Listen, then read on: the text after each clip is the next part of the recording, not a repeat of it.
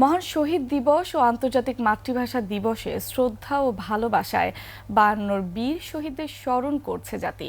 জুলাই অভ্যুত্থানে ফিরে আসা শোক আর গৌরবের মহিমায় কেন্দ্রীয় শহীদ মিনারে ঢল নেমেছে সর্বস্তরের মানুষের।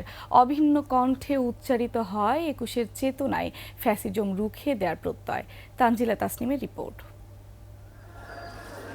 রক্তস্নাত ভাষা আন্দোলনের স্মৃতিবহ দিন,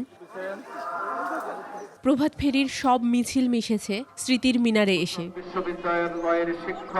পলাশ আর শিমুল ফোটা ফাগুন দিনে ফুলেল ভালোবাসায় ভরে উঠেছে শহীদ স্মৃতির বেদি। বর্ণমালার বীরদের শ্রদ্ধা জানাতে ঢল নামে সব বয়সী মানুষের। ভাষা আন্দোলনের মূল চেতনা সম্ভবত এইটাই যে সকল ভাষার প্রতি আমরা যদি সম্মান রাখতে পারি। ভাষার জন্য এই দেশের মানুষ জীবন দিয়েছে, সারা পৃথিবীতে কিন্তু এরকম উদাহরণ কিন্তু খুবই বিরল।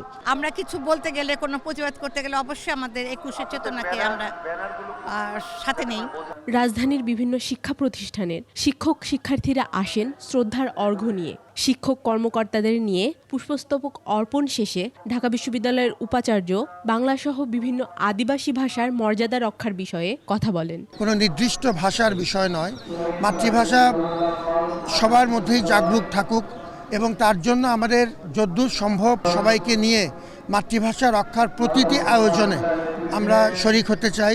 মায়ের ভাষার জন্য রক্তঝরা ২১শে ফেব্রুয়ারি পেয়েছে আন্তর্জাতিক মাতৃভাষা দিবসের স্বীকৃতি। শহীদ মিনারে তাই দেখা মেলে ভিনদেশি ভিনভাষী মানুষেরও। I really love the way how you fight for your language. Famous day, yeah, I think it's very important for you and respect from Russia. বিভিন্ন সামাজিক, সাংস্কৃতিক ও রাজনৈতিক সংগঠনের নেতাকর্মীরা শ্রদ্ধার ফুল নিয়ে আসেন শহীদ বেদিতে। তাদের অভিন্ন কণ্ঠে উচ্চারিত হয় নতুন এক বাংলাদেশের স্বপ্ন।